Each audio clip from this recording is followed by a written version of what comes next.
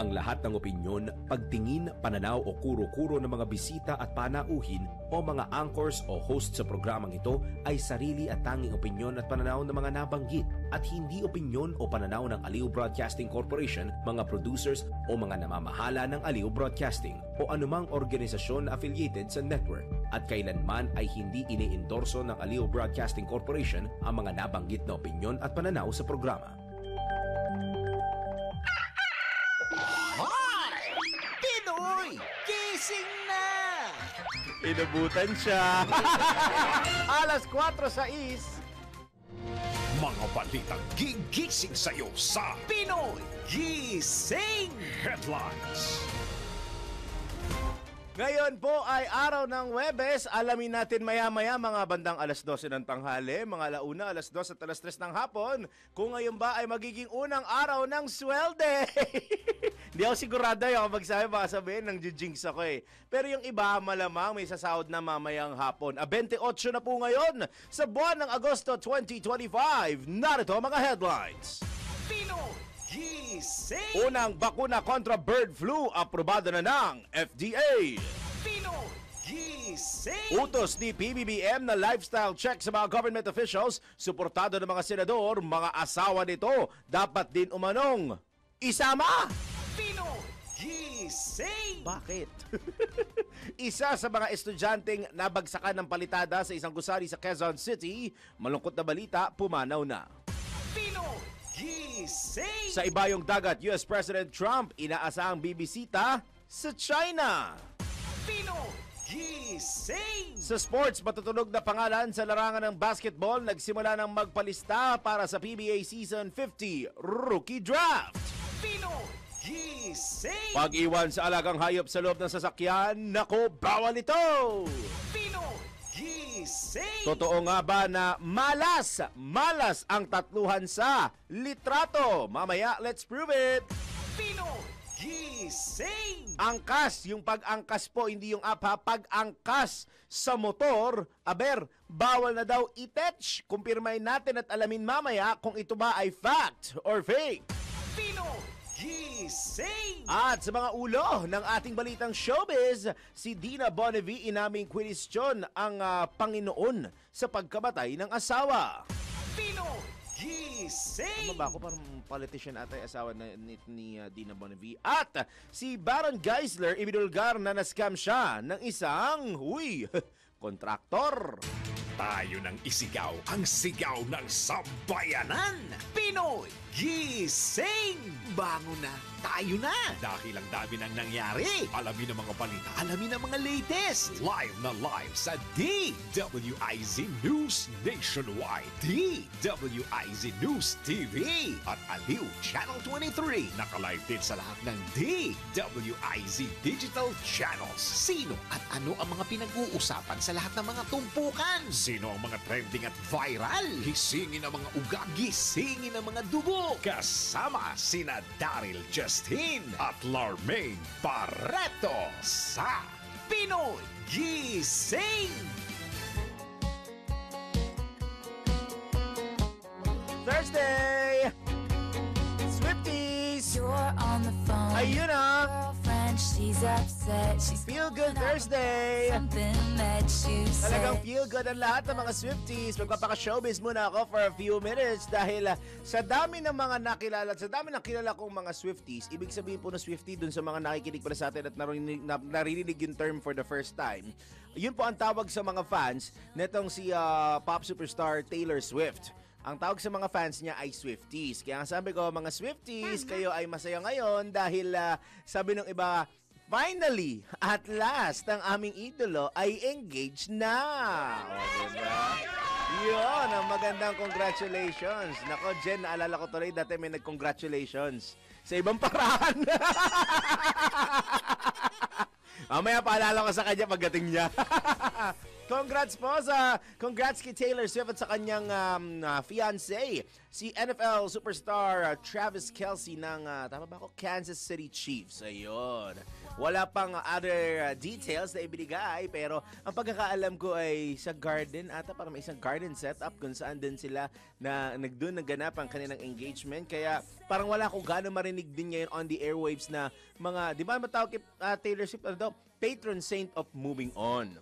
Ginawag siyang patron saint of moving on. Pero ngayon, parang marami na naka-move on sa kanya mga naging past relationships at ngayon ay talagang engaged na ta. And siguro natin, sabihin natin, a year from now, she will tie the knot for sure. Siya ay ipag-iisang dibdib na sa kanyang fiancé ngayon. Ulitin ko ang kanyang fiancé ay ang NFL superstar na si Travis Kelce. Congrats!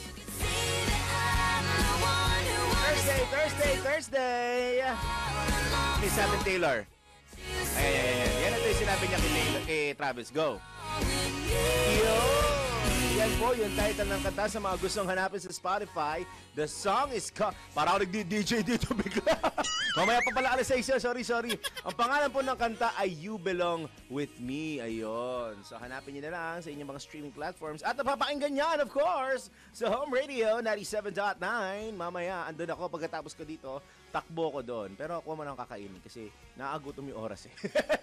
12 minuto na po. 12 minutes makalipas ang alas 4 ng magandang Thursday morning Pilipinas, Luzon, Visayas, Mindanao. Bangon na po, gising na. Kailangan na magkaroon ng energy. Parang wala pa naman gaanong suspension niya. Pero malakas yung ulan kagabi. Pero yung mga pag-ulan po na yan around 6-7 ng gabi is because of thunderstorms. Kasi mamaya sabihin niya, may bagyo! Hindi ho. Yun po ay mga localized thunderstorms. Parang sa pagkakaalam ko, may LPA pa rin sa loob ng PAR na mataas ang chance na maging bagyo. Pero ito ay hindi pa nagiging tropical depression. At nakikita ito medyo malapit na ng konti sa boundary ng western portion ng PAR. Mamaya magbigay tayo ng update. Doon. Pero basta alam ko, Swifties nag-enjoy. Taas mo pare! Ano sabi mo Taylor? Sumasay niya palagi at sumatin lahat. Thursday edition niya po ng Pinoy Gising sa DWIZ at Aliw Channel 23. 2 oras sa balitaan, kulitan at kwentuhan ang ating pagsasaluhan habang humahabol na kayo mga partner. Samahan niyo muna ako, Daryl Justin. Pinoy Gising! 13 minuto na po, 13 minutes makalipas ang alas 4 na Thursday morning. Dako na tayo sa nanggigising ng bubulabog at nangangalampag na detalye ng mga balita.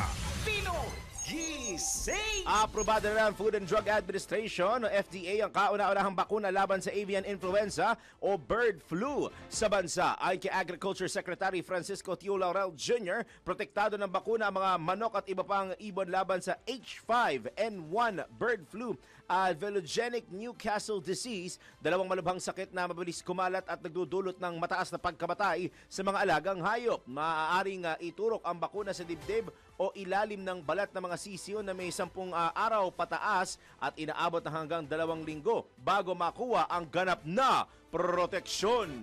Pinoy Gising! Ipinag-utos naman po ni Pangulong Ferdinand Marcos Jr. ang pagsasagawa ng lifestyle check sa lahat ng opisyal ng Department of Public Works and Highways sa iba pang ahensyang sangkot sa maanumalyang flood control projects. Ayon kay Palace Press Officer Undersecretary Claire Castro, pangungunahan mismo ng mga ahensya ang lifestyle check sa kanilang mga opisyal at empleyado.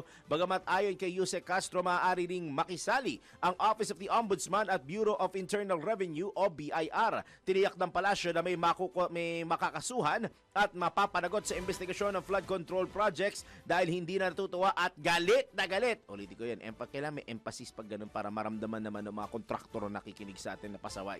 Hindi na natutuwa at galit na galit ang Pangulo sa mga anomalya at korupsyon sa mga proyekto.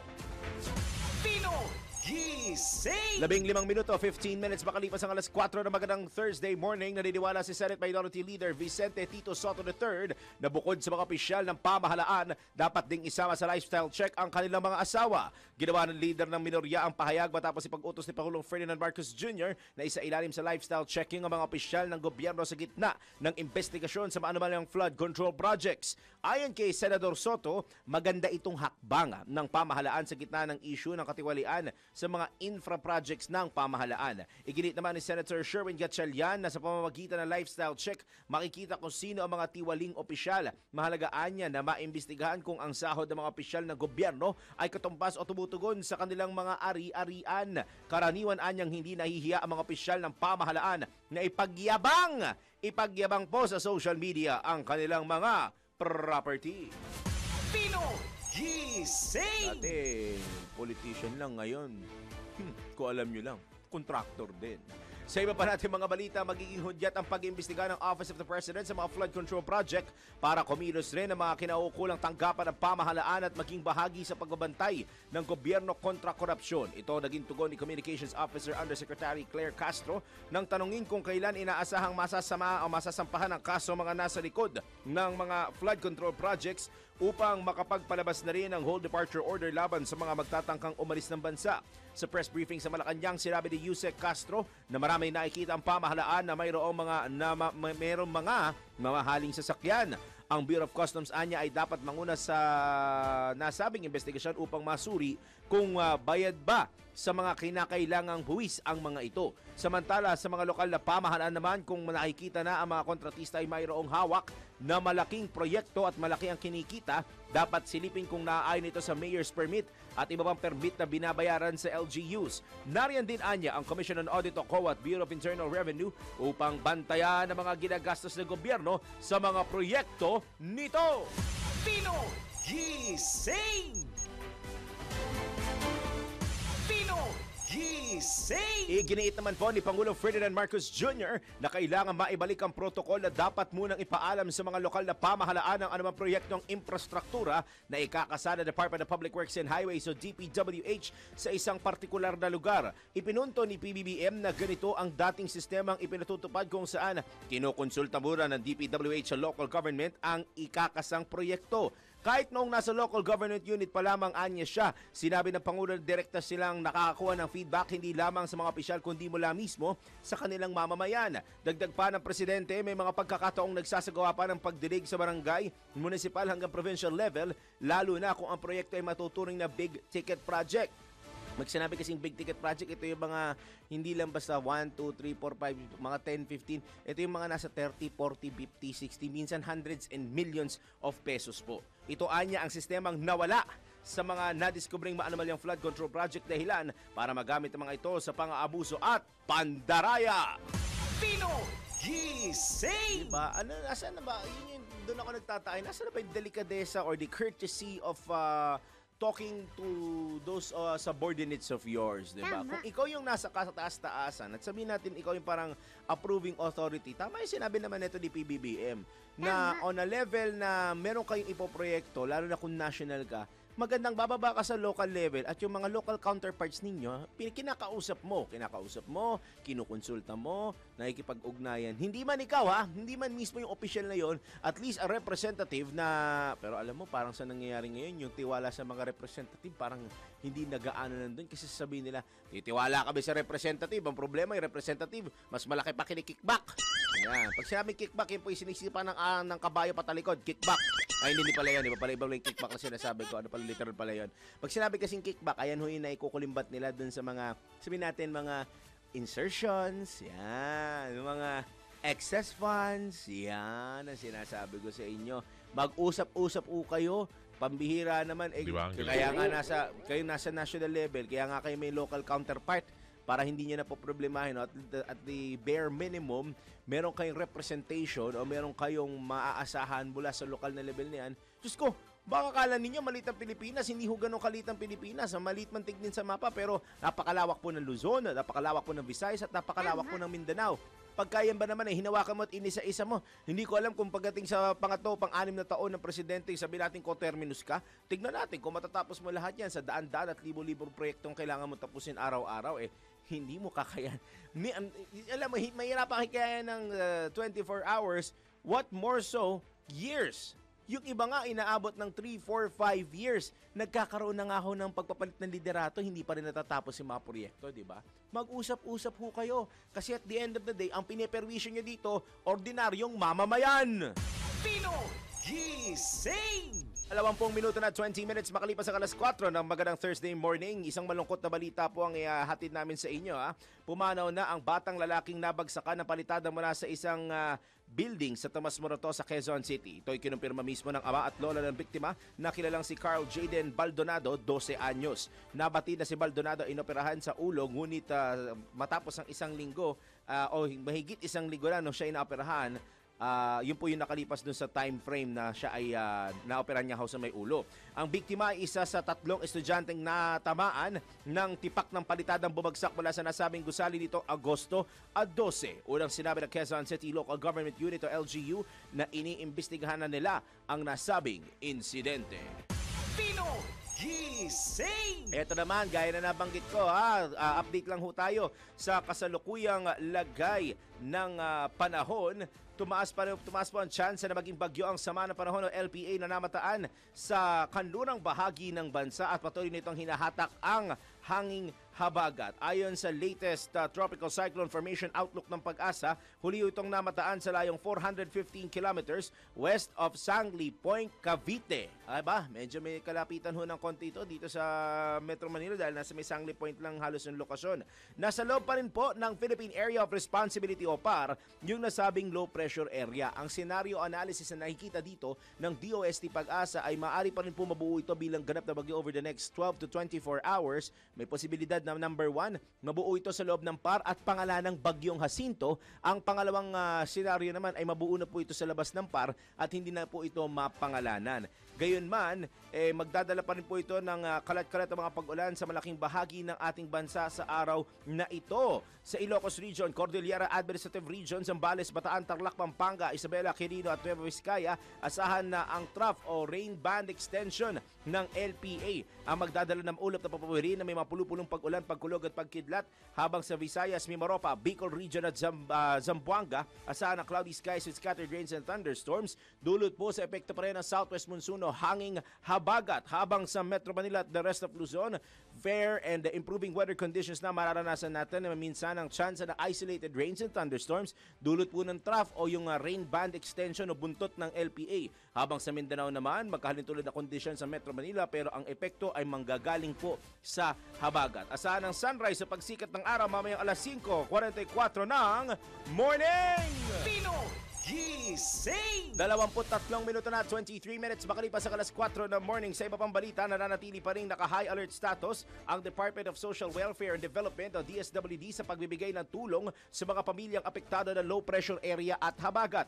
Ayon kay DSWD Assistant Secretary Irene Dumlao, mahigpit nilang binabantayan ang sitwasyon para masigurong maibibigay ang tulong sa mga nangangailangan ng hindi naaantala. Batay sa tala ng ahensya, halos 3 milyong pisong halaga ng tulong ang naipamahagi nila sa mga apektadong pamilya, kabilang dito ang family food packs at non-food items. Tiniyak ni Asik Dumlao na nakahanda pa ring magbigay ng tuloy o ng tuloy-tuloy na suporta ang field officers ng ahensya. Sa ngayon, ayon sa DSWD Disaster Response Operations Management, Information and Communication, nasa mahigit 9,000 pamilya o mahigit 40,000 individual mula sa mahigit 70 barangay ang apektado ng mga nasabing sama ng panahon.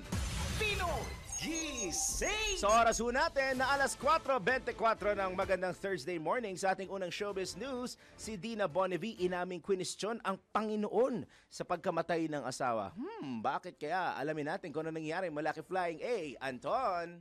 Mga latest na pinag-uusapan, mga latest na pinagchichismisan. Pinoy Gising! Showbiz Spotted! Ay, ito na! Good morning, Chicken McDo. Good morning! Binago na naman yung tawag.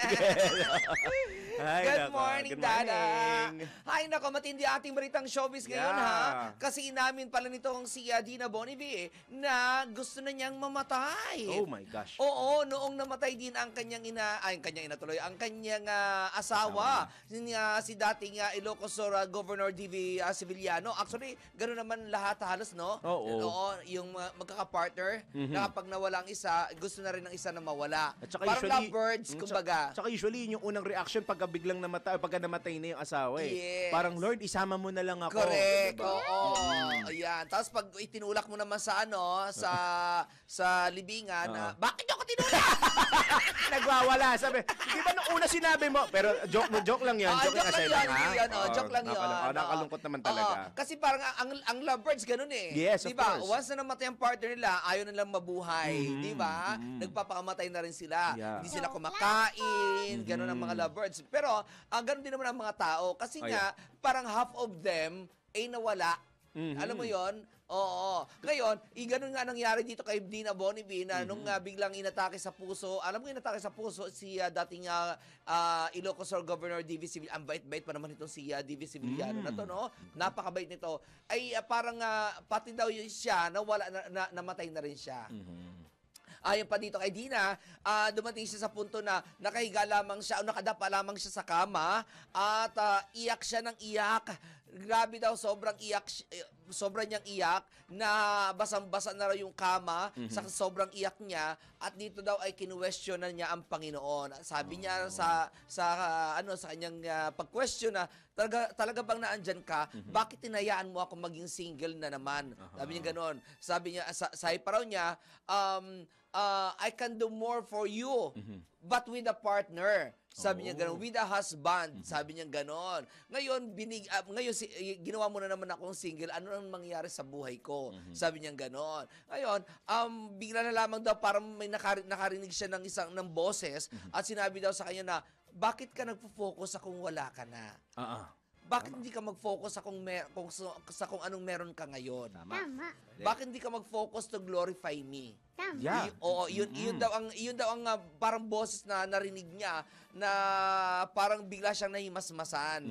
Oo. So, doon daw, sabi niya, pero nung nahimasmasan siya, umiiyak pa rin siya na kinu-question pa rin niya ang kanyang sarili, parang tinatanong pa rin niya sa kanyang sarili na, saan ako pupunta? Malalaki na mga anak ko, may mga pamilya na rin. Tama. Malalaki na rin ang mga anak ng kanyang asawa daw, ang kanyang mister, at may mga pamilya na rin. So sabi niya, saan ako pupunta? Yun ang question niya na hindi niya masagot-sagot on that moment. Kasi nga, puro emosyon pa eh, di ba? Yes, exactly. Oo, ganun talaga. Pag ang emosyon ang umara sa iyo, ang ibabaw sa iyo, talo ka talaga. Oo naman. Hindi naman sa talon-talo, kundi parang hindi ka nakakapag-isip ng maayos eh. Kapag ka-emosyon ang sumakop sa iyong pagkatao. Parang ano yan eh, parang katulad ditong kay Jelly Au. Diba? At saka si Jam, diba? Emosyon yung nangyayari ngayon eh. Tama. Oo, kaya ayon sa balita, nakipagbalikan nga. Kasi nga may emosyon pa siya doon, diba? Ganon din nangyayari dito kay Dina Bonnevie, kung saan sabi pa nga niya, naalala pa niya nung magbakasyon sila sa Japan, na sabi niya raw dito na gusto ko ako mauna. Ayokong maiwan. Yun ang sinabi niya raw dito kay D.V. Sevillano. Nang sabi naman daw ng kanyang mister, ay hindi ako papayag. Kailangan ako mauna. Kasi ayoko rin namang maiwan din. So ang sabi daw nila, nag-promise sila sa isa't isa na, sige, sabay na lamang tayo. Parang nagkatuwaan na gano'n. Sige na nga, mag-aasabay na lamang tayo. Kaya mula daw noon, sobrang down na down daw niya noong mawala nga itong kanyang asawa. Yan. Exactly. Sino ba namang hindi, di ba? Correct. Hindi lang, sabi ko nga, parang hindi magandang tawaging better half lang ang asawa. Correct. Best Tama. half. Correct. Kasi wala ka na ibang makukuha. Siya lang din naman talaga yun eh. So Yes, para sa akin, siguro kung girlfriend mo, fiancé mo, better half. Yes. Pwede. Pero pag kinasal ka, I think mas magandang tawagin mo siya na ang best half ng iyong buhay. Oh, yes. Oo. Ayon pa dito kay Dina, ay ngayon daw ay coping up daw siya.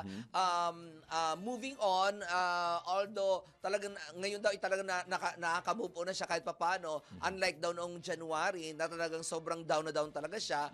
Kaya ngayon, medyo mag-focus daw muna siya sa kung ano nga ang meron siya ngayon.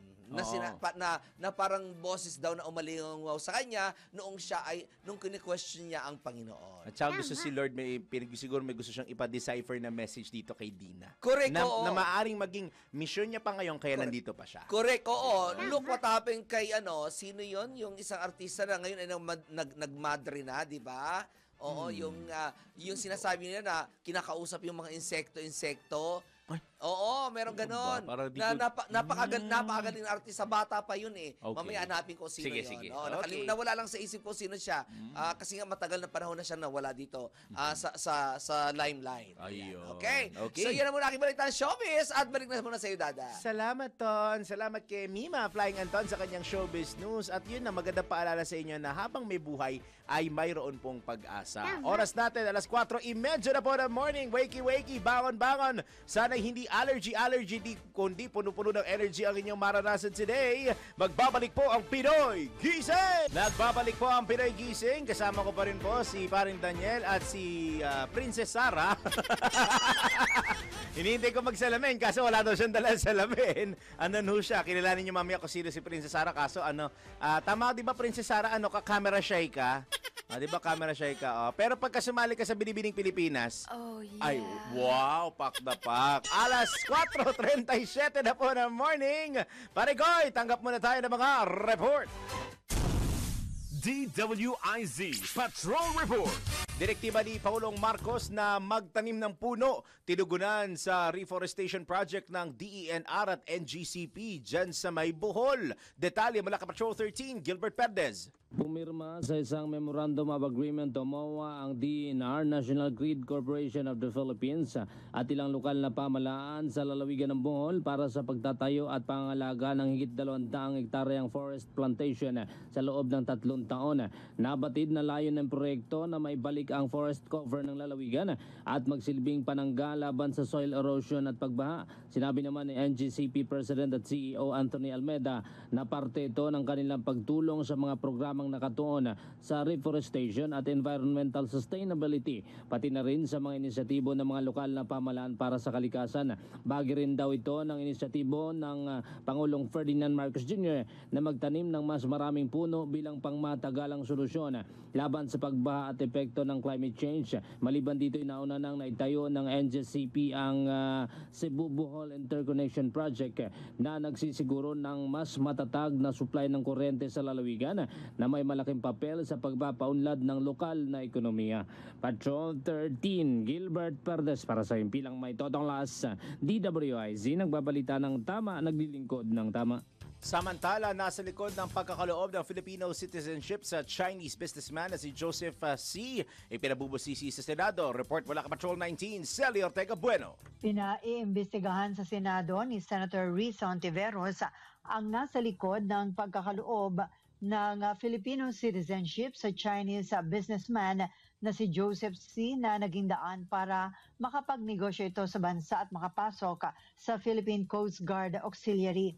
Sa kanyang privilege speech, sinabi o pinirisinta ni Ontiveros ang mga ebidensyang magpapatunay na pineke at minanipulate ni C ang kanyang citizenship para makinabang sa mga pribilehiyo na dapat ay para lamang sa mga Pilipino. Ipinakita ni Ontiveros ang mga fingerprints ni C na nagtutugma sa fingerprints ng Alien Certificate Registration Identity Card ng isang Chinese national na si Chen Zongchen o Zen na nag-apply ng visa sa ilalim ng Republic Act 7919 o ang Alien Social Integration Act para makapasok sa bansa noong 1992. Nasa website din si C ng FNI website kung saan makikita na honorary chairman siya ng Philippine Silk Road International Chamber of Commerce na may malalim na koneksyon sa Communist Party of China. Bukod rito ang ibang articles ng mga Chinese website kung saan makikita na ipinanganak si C sa Donghua Village, Jinjiang City, Fujian Province sa China at tumulong pa ito sa hometown ng kanyang asawa na nagngangalang Gu Zifang.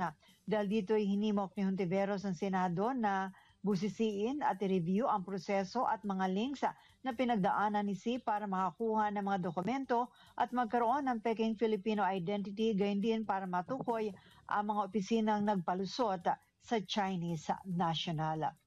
Ito sa Patrol 19, Celi Ortega Bueno para sa Impilang Metodong Lakas sa DWIC.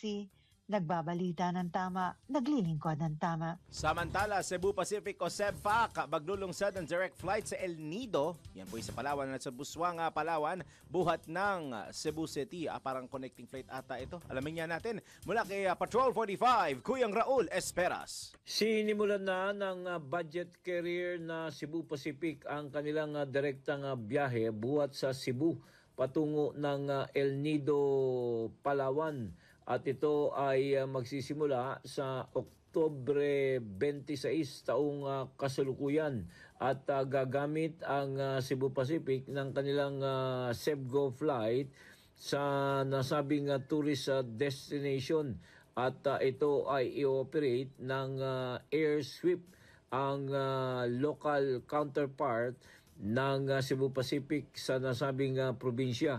Ang biyahe ay inaasahang papakinabangan ng mga taga-Bisayan na region na hindi na kailangan pang magtungo ng Maynila para sa kanilang pagbabakasyon sa number 1 tourist destination na El Nido, Palawan. Gayunpaman, naniniwala ang Cebu Pacific na mabibigyan ng direktang tsansa ang kanilang mga pasahero hindi lamang sa El Nido, maging sa iba pang bahagi ng Palawan katulad ng Puerto Princesa at sa Busuanga o sa Coron, kung saan ay dinadayo rin ito ng mga turista.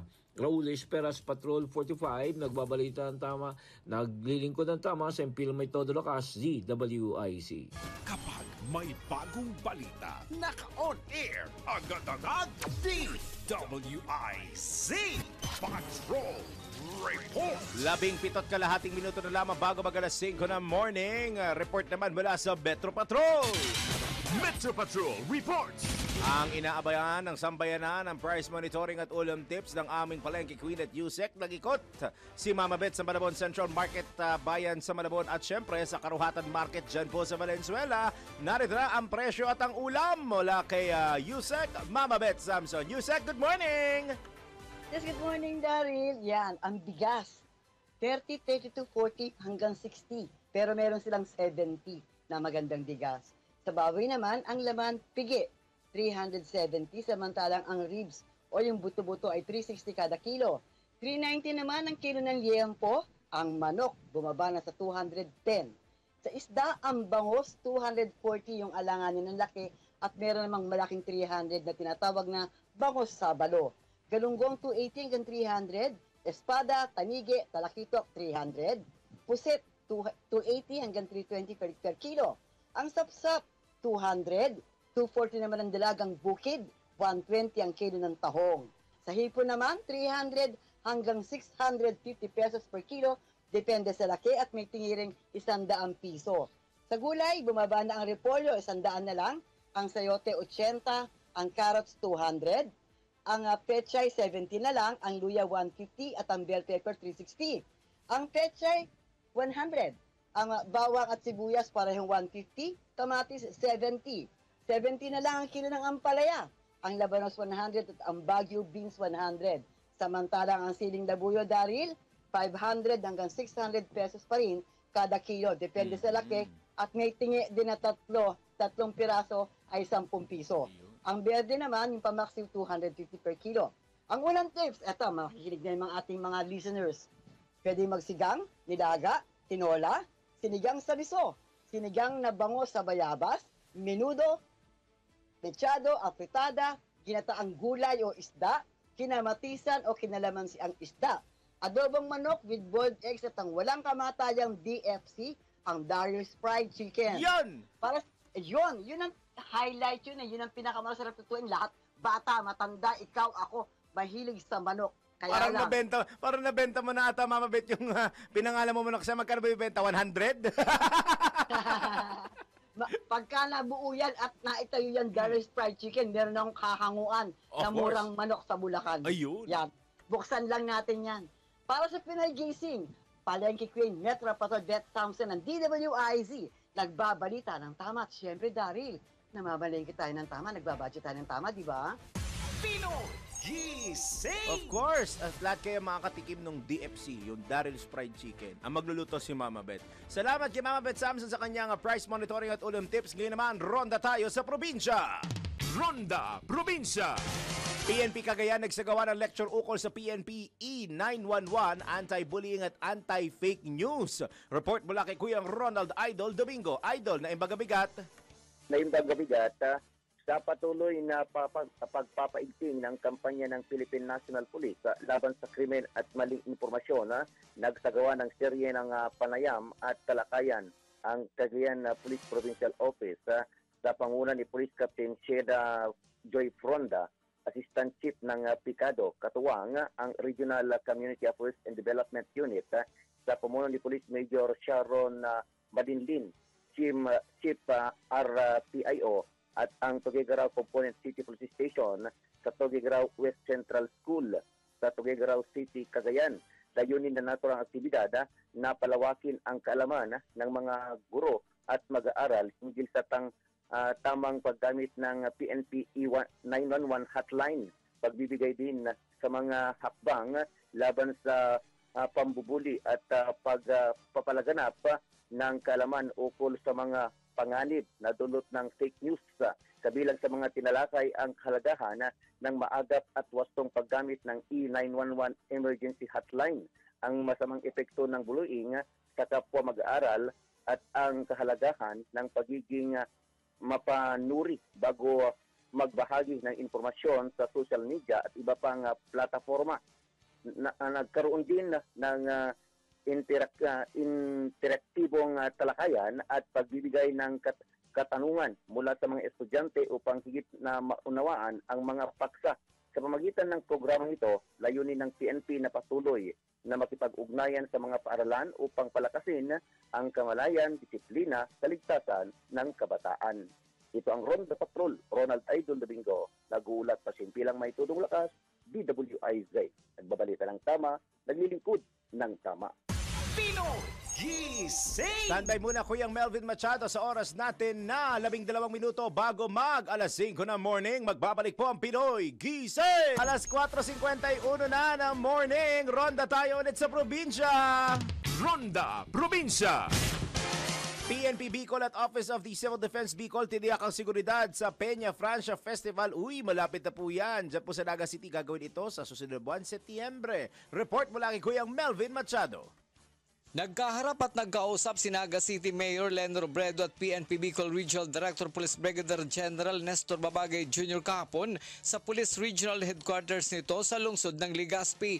Ayon sa General, naging produktibo ang kanilang pag-uusap kaugnay ng komprehensibong paghahanda sa seguridad ngayong Peña Francia Festival. Tiniyak ng PNP Bicol ang pakikipagtulungan sa pamahalang lokal ng Naga City upang masiguro ang matahimik, ligtas at taimtim na pagdiriwang ng mga deboto ng mahal na Birheng Peña Francia. Samantala, nakipagkita rin si Mayor Len Robredo kay Office of the Civil Defense Regional Director Claudio Yucot na siniguro ang suporta para sa seguridad ng mga bisita ngayong buwan ng Setyembre. Ito ang Ronda Patrol, Melvin Machado para sa impilang may todong lakas, DWIZ. Nagbabalita ng tama, naglilingkod ng tama. Pinoy Gising! Ngayon naman sa ating NBI, pag-iwan sa alagang hayop sa loob ng sasakyan. Bawal po i-touch. Alamin natin ang magiging parusa sa NBI. Nako, bawal ito. Alamin kung bawal o hindi. Dahil kung di mo alam to, kaso ang kakaharapin mo sa NBI. Nako, bawal ito. Pag-iwan sa alagang hayop sa loob ng sasakyan? Nako, bawal ito. Kadalasan, isinasama na ang mga alagang hayop tuwing namamasyal, lalo na kung walang magbabantay o mag-aalaga rito. Ngunit paano kung dahil marami ang iyong bitbitin, pinili mong iwanan na lang ang iyong alagang hayop sa sasakyan? Nako, alam mo bang labag sa batas yan? Ayon sa Animal Welfare Act of 1998 na inamyendahan ng Republic Act No. 10631, mahigpit na ipinagbabawal ng batas ang anumang uri ng pagmamalupit, pagpapabaya o pagtrato sa mga hayop na nagdudulot ng sakit, pinsala o kamatayan. Saklaw ng batas na ito ang pananakit sa hayop, hindi pagbibigay ng sapat na pagkain at silungan, lalo na sa pag-iwan sa mga ito sa loob ng sasakyan na maaaring maging dahilan ng heat exhaustion, dehydration at suffocation. Ang sinumang lumabag na pet owner ay maaaring magmulta ng 30,000 piso hanggang 100,000 piso at pwedeng makulong mula 6 na buwan hanggang 2 taon. Tandaan na hindi laruan o gamit ang mga hayop na pwedeng basta-basta na lang iwan. Maging responsableng pet owner para hindi ka masabihan ng, nako, bawal ito. Pinoy Gising! Eto naman sa ating showbiz ngayon, pag-iwan tuloy. Pag-iwan. Bam! Basahin ko yung NBI ulit sa ating showbiz. Si Baron Geisler, ibinulgar na na-scam. Kaya mo yan, na na-scam siya ng isang contractor. Ayan na. Sige. Ayun, nalaman nandiyan ka na. Sige. Ayan, okay. Ayun. Tulungan nating maramdaman niyang masagana at masayang upuan. 1, 2. Ayun, okay. Okay na, nakabuela na. Ayan, nakabuela na siya. And, ayun! Alamin na natin ang show business mula kay Mima Anton. Mga latest na pinag-uusapan, mga latest na pinagchichismisan. Pinoy Gising! Showbiz Spotted! Ito na! Ayan na! Ayan o. Nako, dahil nga sa paglantad o pagbubulgar ng mga anomalya dito sa flood control project, ay may ibinulgar itong si Baron Geisler. Hello? Siya pala ay nabiktima ng pang-i-scam ng isang kontraktor. Nako, sinasabi ko na nga ba eh. Sa kanyang Facebook account, ipinost itong si Baron ay isang balita tungkol doon sa pagpapatawag o pagbibigay ng sabina nitong Senator Chis Escudero doon sa mga hindi dumalo ng mga kontraktor sa ginawang pagdinig ng Senado na dito sa Panilyang flood control project. Ngayon, ipinost niya ito at sa kanyang caption ay napakahaba ng kanyang caption at dito ay sinabi niya na na-scam nga siya na isang contractor na taga Cebu na may connect daw sa isang malaking politiko. Yan na naman tayo, ha? Politiko na naman. Ay. Ayon dito kay Baron, ilang beses niya itong tinawagan at kinausap pero deadma daw ito. Ang ginawa niya raw, pinadala niya ito sa pamamagitan ng kanyang abogado ng demand letter ng mga 3 o mahigit pa. Ang ginawa daw nito ay blinak siya. Ay, ayun lang. Padala ka pa ha, sige, black na kita. Siguro sabi ng contractor, no? Kulit mo, ha? Oo. Ayon dito, masama lamang daw ang kanyang loob dahil ang loob niya ng dalawang mag-asawa dahil ibinuhos nila dito at tinulungan din nila ito doon sa politiko na kaibigan nito dahil ipinangampanya niya yung nasabing politiko ng free. Ay, wow! Oo, free. Sure. Oo, kaya lang natalo. Okay na rin yun. Tapos nakapagbigay din daw siya ng pera doon sa politiko. Ayan, para nag-invest sa politiko. Ayan, na sinasabi ko. Ngayon, natalo din ang politiko nga. Kung kaya't sabi niya, kasama daw natalo ang kailang pera. Ano daw? Yun naman pala eh. Diba? Nag-invest ka pala eh. Oo. Ayan. Kasi, alam mo sa totoo lang, no, hindi naman sa lahat ng pagkakataon, ano, kapag ikaw ay nagbigay ng malaking pera, kung siguro kung maliit na pera lang binigay mo sa politiko, ay walang halong yung mali siya. Tama. Wow. Sige. Ano no? Walang... Sa bagay, no? Oo. Basta papatulan nila yan at the end of the day. Correct. Pag ikaw ay nagbigay, lalo kapag tumatakbo pa lang ang politiko at ikaw ay nagbigay ng pera, ibig sabihin, meron kang gustong kapalit. Oo. Di ba? Ganun yun eh. It's always going to be a two-way street, lalo na in politics. Oo. Bakit ka magbibigay doon? Alam mo naman, politiko na yan dati pa, mapera na talaga yan eh. Di ba? Oo. So yun ang nangyari. Ayon dito kay Baron na kasama na nang wala ang kanilang pera. Pero siguro ito yung hinahabol niya dito sa contractor na ito, Tama. no? Oo, na yung ganun talaga eh. Unless meron kayong kasunduan o kasulatan na yan ay utang, pwede mo siyang habulin. Kasi may black and white agreement kayo eh. Pero kung wala kang magagawa diyan. Ganun na Actually, ba? kahit nga may black and white kayo hindi mo naman siya pwedeng kasuhan. Pwede mo siyang kasuhan ng staff kapag malaking perang halaga na 'yon. Tama. Di ba? Wala silang kasulatan siguro kaya hindi na niya hinabol pa. Ayon dito kay Baron, naka-move on na raw sila dahil wala naman daw sila magagawa na kundi mag-move on na lamang ng kanyang asawa na si Jamie. At Ano ba naman yan? Ipinagpapasa Diyos na lamang nila yung nangyari. Kasi yun na lang din magagawa. Kung talagang blinak ka na, paano mo pa pakakausap? Correct, oo. Yan, iyak na lang muna tapos move on na. Correct, oo. Unless meron ka talagang katibayan na, yun nga, pwede mo i-demanda, Mhm. pero lalo kang gagastos na malaki. Tama. Di ba? Oo. Kaya wag na lang. Di bali na lang, nakatipid pa ako. Oo.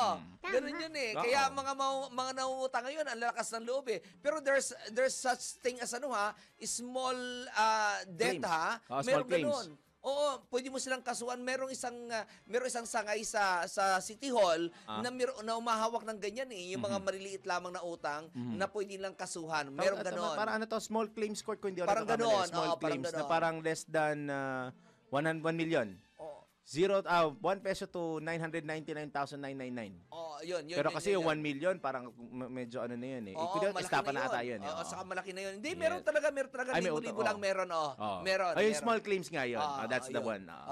Anyway, na mula aking balitan, showbiz, at balik na sa iyo, Dada. Salamat, Mima Anton, sa iyong showbiz news. At maraming salamat po sa mga nasa dagupan. Susunod na si Mama Liway. Liwayway, go, go ang bilhin! Kasama ni Mama Liway, si Mama Susan. Kay Susan tayo! Yan daw po sa dagupan. Oy, ilang segundo na lang 5 a.m. Makawin na maaga si Daniel ngayon. Ikalawang oras na pinagising. Susunod na. Eto na nga, meron na po tayong 3 minuto na, 3 minutes makalipas ang alas 5 ng magandang Thursday morning! Yahoy! Yun, yumahoy na. Ayan, sige. Naantay ako. Naghintay din ako. Yun nga. Ay, kasi kailangan ko sundan yung kanyang May sequence. Oo, may sequence yan. Ang ganda na sombra. Louis Vuitton, pare! LV. LV ang sombrero ni Papa Winner. LV. Ang social na LV na nakatatak over the cap. O siya, dire-diretso na tayo ng Thursday. Sa sahod ba ngayon? Gusto ko sumahod eh. Ang pera eh. Natawa ko. Kalma. Gusto ko sumahod eh. Napakakasual. Kasual na gusto ko sumahod. Wala ng pera eh. Parang yung tanong ko doon sa kasama natin, editor, mahal mo ba asawa mo? Oo. Sumagot naman na oo. Kung ano siya sabi niya sa akin, Sumagot naman, oh. Pero minsan Ano yun sabi yung mo? mga off-guard. Ano sabi? Ano sabi mo? wala lang. Gusto ko lang tanong, bakit? Parang yung tanong mo na. Tama, kumakain kami noon eh. Sumagot naman na oo. Oh, that's good. Hindi, medyo na siya, oo naman, sir. Sabi niya. O baka bago pa tayo magkagulatan, good morning po ulit sa lahat na nakikinig sa atin all over the world and nationwide sa 882 Metro and Mega Manila at ginawang radyo ang kanilang mga TV sa DWIZ News TV at Aliw Channel 23. Sumasa inyo na naman. Sumasa inyo palagi. At sa ating lahat. Ikalawang oras na po ng Pinoy Gising. Dire-diretso balitaan at kulitan hanggang 6 in the morning. Daryl Justin. Main Barreto. Anton. Pinoy Gising! Mga balitang gigising sa'yo sa Pinoy Gising Headlines. Narito na muli ang ulo ng mga balita ngayong Thursday morning. Pag-arangkada ng unang bird flu vaccine. Asahan na ayon sa DA. Pinoy Gising! Lifestyle check maging sa asawa ng mga opisyal ng gobyerno. Isinusulong ng ilang senador. Pinoy Gising! Isa sa mga estudyanteng nabagsakan ng tipak ng palitada sa isang gusali sa Quezon City, pumanaw na. Pinoy Gising! Balita sa ibayong dagat, US President Trump inaasahang bibisita sa China. Pinoy Gising! Sa sports, matutunog na pangalan sa larangan ng basketball, nagsimula ng magpalista para sa PBA Season 50 Rookie Draft. Pinoy Gising! Balikan ko lang itong lifestyle check sa mga misis. Paano kung yung misis mayaman? Eh, di lang din lalabas. Mayaman talaga sila in nature. Like heart. Yeah, Ang exactly. pawpos, Oo. diba? Doon naman lalabas talaga yon. Well, tingnan natin. May issue yan, syempre. Heh, Sa ating syempre. NBI, pag-iwan, ay nabasa mo na pala ito LPI kanina. tayo. Sa ating Let's Prove It, totoo nga ba na malas kapag walang pera ang iyong wife? Yes. Malas, ha? Yes. Okay. Pero hindi yun yung LPI natin, ha? Hindi. Pero totoo yun, Malas totoo yun. eh. Oo, totoo. Diba? Iba, sige. Totoo nga ba na malas? Pag ikaw ay inutangan sa umaga-umaga. Totoo yun. Malas talaga yun, lunes na lunes. Ay, naku.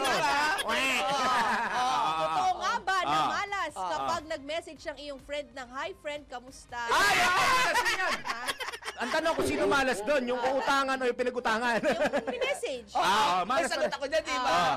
Ito, okay lang. Masama pakiramdam ko. Best answer of all! Masama at malas talaga yung pag na-message ka ng kamusta, sis. Pero iba to. Iba ba, no? Iba yan, ito na nga, totoo nga ba na malas ang tatluhan sa litrato? Bakit naman? Tara, let's prove it! Pinoy Gising! Fact or fake naman, angkas, hindi yung up ha, yung pag-angkas po sa motor. Bawal na raw i-touch. Alamin natin mamaya kung ito ba ay fact or fake. Pinoy Gising! At sa mga naglalaki ang ulo! Yung ko mo. Tanong, wala naman napapala. Nagmamalitang showbiz! Sige. Ayan o. At sa isang mga laking ulo! Ayan o. Ayan o. Yung una. Si Jericho Rosales inamin na tinalikuran na niya ang paggawa ng mga teleserye. Pinoy Gising! At sa isa pang malaking ulo! Ayan. Nang mabalitang showbiz, social media personality na si Claudine Ko ay inaabot ito ng pagbatikos dahil sa marangyang lifestyle kasi ito pala ay anak ng isang kontraktor. Kontraktor. Oo, yan. Ako, mamaya yan. Gisingin ang mga ugat, gisingin ang mga dugo. Kasama sina Daryl Justin at Larmaine Pareto sa Pinoy Gising! Mayroon na po tayong 8 minutos, 8 minutes makalipas ang alas 5 ng magandang Thursday morning! Yahoy na tayo sa detalye ng mga balita! Pinoy Gising! Tiniyak ng Department of Agriculture na nakahanda na ang tulong para sa mga magsasakang maapektuhan ng low pressure area o habagat. Tinukoy din ng DA, Disaster Risk Reduction and Management, ang mga rehiyon na inaasang makaranas sa mga pag-ulan kung saan kabilang na ang Cagayan Valley, Central Luzon, Calabarzon, Mimaropa, Bicol Region, Western Visayas at Negros Island Region. Dahil dito nakahanda na ang higit 124 na bag ng binhi ng palay, halos 78,000 bag ng mais at higit 12 bag ng gulay. Maliban dito, nakahanda na rin ang National Food Authority o NFA sa pagtulong sa mga lokal na pamahalaan na maaaring maapektuhan ng sama ng panahon kung saan may nakahanda ng mahigit 2.3 million bags ng bigas. Pinoy Gising! Tulak naman patungong Cambodia si Pangulong Ferdinand Marcos Jr. para sa isang state visit mula September 7 hanggang September 9.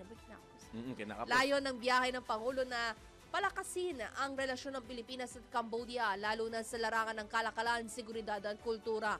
Kasabay nito, kinumpirma rin ni Palace Press Officer Undersecretary Claire Castro na dadalo ang Pangulo sa 80th session ng United Nations General Assembly. Sa kanyang pagdalo, inaasahang tatalakayin ni Marcos Jr. ang mahalagang issue tulad ng kapayapaan, klima at seguridad pang-rehiyon.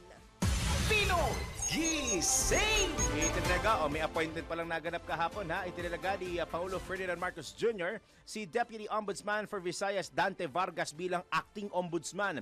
Pamunuan ni Ombudsman Vargas ang anti-graft body habang wala pang itinatalagang Organic Ombudsman, si PBBM, napapalit kay Ombudsman Samuel Martires. Una nang inappoint ni dating Pangulong Rodrigo Duterte si Vargas bilang Deputy Ombudsman noong March 2022. Sa ngayon, sinasala pa ng Judicial and Bar Council ang mga aplikante para sa posisyon kung saan hindi pa naisasalang ang mga ito sa interview. Nabatid na kabilang sa mga aplikante si Justice Secretary Jesus Crispin Remulla. Pinoy Gising! Pinasinungalingan ng Malacanang na may lumalalang lamat sa hanay ng mga opisyal ng administrasyon ni Pangulong Ferdinand Marcos Jr. matapos palitan si General Nicolas Torre III bilang hepe ng PNP. Ayon kay Palace Press Officer at Yusek Claire Castro ay taliwas sa pahayag ng Makabayan Block na nagsabing ang pagkakaalis o pagkakatanggal ni General Torres sa posisyon ay patunay na lumalalim na lamat at pagkakawatak-watak ng mga opisyal ng administrasyon. Naniniwala si Yusek Castro na isang magaling na public servant si General Torre at maaari pa ring maglingkod sa taong bayan kahit hindi na ito hepe ng pambansang pulisya. Una nang kinumpirma ng Malacanang na may inalok ng posisyon ang Pangulo sa sinibak na general. Gayunman, binigyang diin ni Jose Castro na hindi maituturing na messy transition ang paglilipat ng liderato ng PNP kay Lieutenant General Jose Melencio Nartates Jr. Ito'y matapos maunang palitan ni General Torres sa pwesto bago i-anunsyo ang alok na pwesto sa kanya. Naunawaan at nirerespeto naman na ni General Torre ang desisyon ng presidente nang makausap nito si Pangulong Marcos.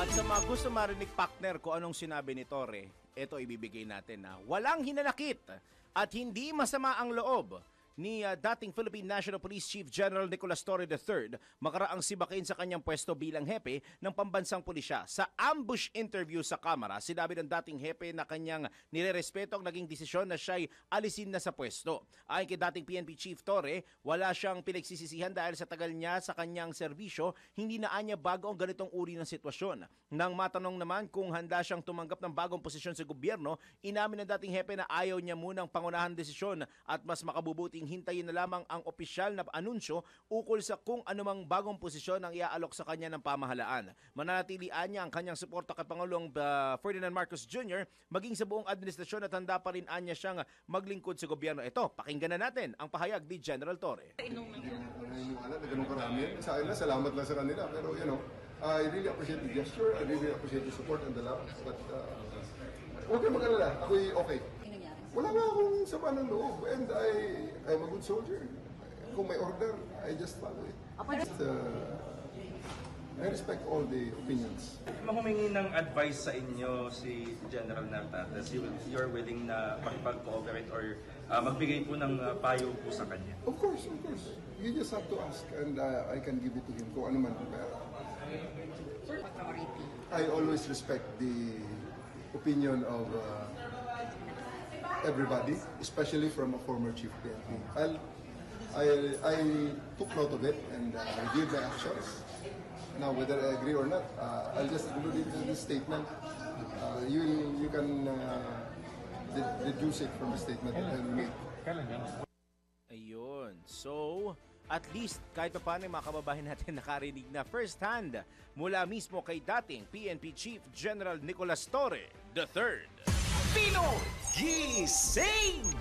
Samantala, aminado ang Volunteers Against Crime and Corruption o VACC na nanghinayang at na-shock o nabigla sila sa pagkakasiba kay General Nicolas Torre III bilang PNP Chief. Ayon kay VACC President Arsenio Boy Evangelista, malaking kawalan kay Pangulong Ferdinand Marcos Jr. si General Torre dahil sa malakas na political will at bukod pa sa taglay nitong tapang sa pagpapatupad ng batas. Nasubukan na rin anya ang sinibak na hepe ng pambansang pulisya pagdating sa paghawak ng malalaking kaso at paglilinis sa hanay ng PNP. Kaya't napakalaking hamon para sa susunod na PNP Chief na tapatan o higitan ang iniwang marka ni Torre. Pakinggan natin ang pahayag ni VACC President Arsenio Boy Evangelista. Nabigla kami, no? Nalulungkot at nangihinayang at nalulungkot dahil anong mga interviews nyo sa akin, ano ba ang hinahanap natin sa isang chief PNP, no? At lahat ng qualities na nabanggit ko, nagawa naman niya at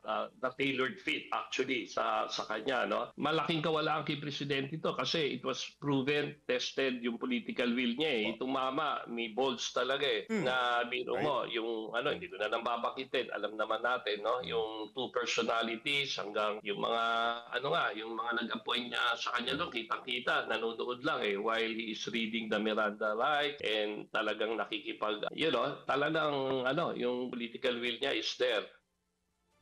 Bila nito, kumpiyansa si Evangelista na mapapamunuan ni PNP Officer in Charge, Lieutenant General Jose Melencio Nartates Jr. nang maayos ang institusyon. Muli nating pakinggan si VACC President Boy Evangelista. Si General Nartates is equally qualified, no? Maganda ang track record niya, may integrity, nandun din lahat ang qualities, no?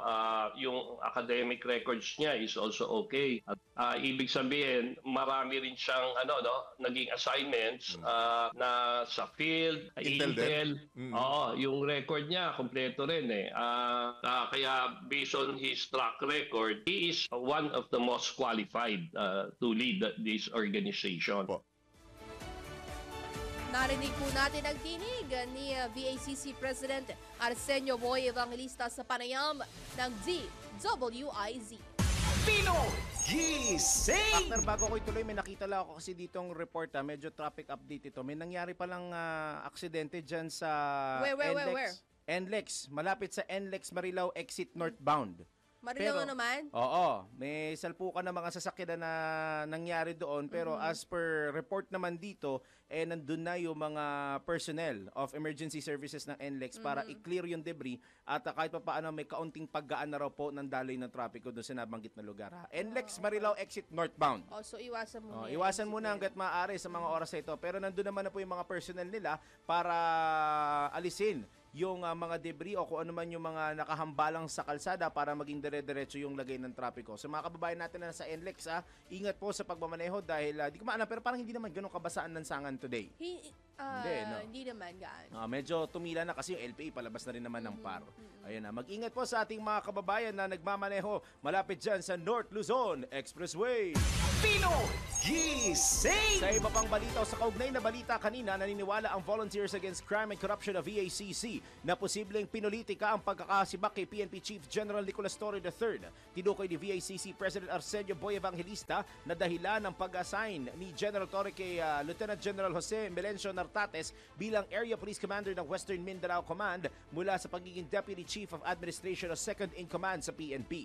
Nagdulot anya ng alitan ang naging aksyon ni Torre sa pagitan ng PNP Academy at Philippine Military Academy graduates. Possible ang public opinion perception, sinabi nila this is a fight between mga PMAers and the Lacans, no? Kasi nga parang hindi ko alam kung naghahanap lang din sila ng isang butas dito, no? Na magkakaroon ng legal basis. Nagkaroon ng legal basis ang NAPOLCOM and the ILG doon sa Republic Act. Kung sabi, ang role pala ng CPNP is only recommendatory when it comes to high-ranking officers, no? Especially yung mga command group. Samantala, kumbinsido rin si Evangelista na kwalipikado si General Torre sa ibang posisyon sa gobyerno o maging isang halal na opisyal. Honestly, he could be a good material for a senator. Articulate, yung academic records niya will show. At makita mo naman, lovable siya na media because yung mga soundbites niya, saka makikita mo yung wisdom is there. And he could be good material even for President nga nakikita ko sa social media Pero easily, I think for senator, he could be a good material. Napakinggan po ninyo ang tinig ni VACC President Arsenio Boy Evangelista sa panayam ng DWIZ. Pinoy Gising! Nilinaw naman ni dating PNP Chief General Nicolas Torre III na ang kanyang ginawang pagbisita kay mamamayang Liberal Party List Representative Leila de Lima ay para batiin ito ng happy birthday na nagdiwang kahapon ang kanyang kaarawan. Dalang isang cake, personal na deliver ni General Torre ang kanyang regalo sa kongresista. Matatandang si Congresswoman de Lima ang kauna-unahang bumisita at nagpaabot ng pagbati sa dating hepe noong itinaga ito bilang PNP Chief 85 araw bago masibak sa kanyang pwesto. Magugunitang na-retrieve sa kanyang pwesto kamakailan o noong isang araw. Kahapon ba isang araw? Isang araw. Si General Torres sa pagkahepe ng pambansang pulisya. Pinoy Gising! 20 minuto na, 20 minutes makalipas ang alas 5 ng magandang Thursday morning! Aring Mener, tanggap muna tayo ng mga report. OIC sa PNP mahaharap sa mabigat na hamon kung bakit alamin sa Report ni Patrol 19, Celi Ortega Bueno. Mabigat ang hamon na kakaharapin ni Philippine National Police Officer in Charge, Police Lieutenant General Jose Melencio Nartates Jr. lalo na't may mga katanungan pang bumabalot sa pagkakasibak sa pinalitan niya na si Police General Nicolas Torre III. Ito ang kay dating PNP Chief, ngayon ay Senator Panfilo Lacson, ay dahil sa nakuha ni Torre ang tiwala ng publiko sa pamamagitan ng mga policy gaya ng 5-minute response time rule para sa mga pulisa. Ang kailangan anya sa isang hepe ng PNP ay mission-oriented na kapag inutusan, talagang ibabangga ang katawan niya para maisagawa ang misyon tulad ng ipinakita ni Torre. Git pa ni Lacson, may mga tanong pa sa naganap na pagsibak kay Torre sa pwesto na anya'y maaaring naiwasan kung nagkaroon lamang ng maayos na koordinasyon sa pagitan ni Torre at ng National Police Commission o NAPOLCOM. Matapos ang pagsibak kay Torre at pagpalit ni Nartates, sinabi ni Lacson na may pangangailangang muling ripasuhin ang PNP law upang kung ang isang PNP chief ay matanggal sa pwesto ay otomatikong maritiro. Ito para maiwasan ang alanganing sitwasyon kung saan ang narilib na PNP chief na may ranggong 4-star general ay mas mataas pa rin sa ranggo kaysa sa kanyang kalili dahil pinapayagan lamang ng kasalukuyang batas ang isang 4-star general. Gayunpaman, binigyan din ni Lacson ang PNP ay isang professional na organization na susunod sa legal na kautusan mula sa chain of command. Sinabi niya na ang pag-relieve kay Torre ay tanging kapangyarihan ng Pangulo bilang Commander-in-Chief. Ito sa Patrol 19, Sally Ortega Bueno, para sa impilang metodong nakas sa DWIC. Nagbabalita ng tama, naglilingkod ng tama. Pinoy Gising! Samantala, warrant of seizure and detention inilabas ng customs sa nakumpiskang 605 million na halaga ng sigarilyo.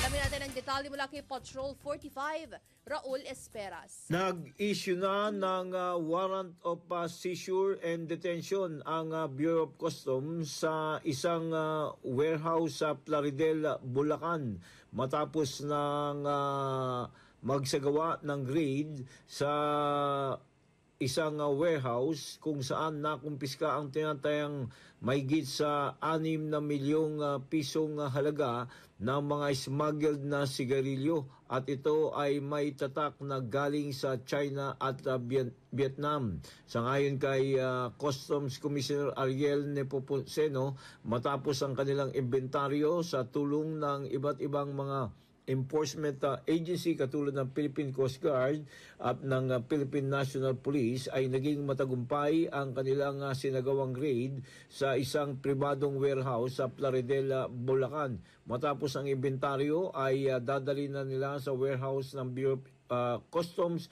ang mga nakumpiskang mga sigarilyo at ito ay for immediate destruction upang matyak na hindi na ito magamit pa o maipuslit sa papasok ng ating bansa. Gayunpaman, sinabi ni Commissioner Nepomuceno na magpapatuloy ang kanilang investigasyon upang malaman kung sino ang dapat managot sa nakumpiskang smuggled na 605 million na mga imported na sigarilyo.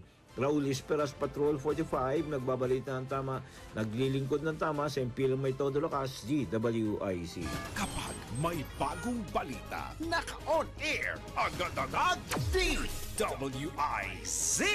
Patrol Report!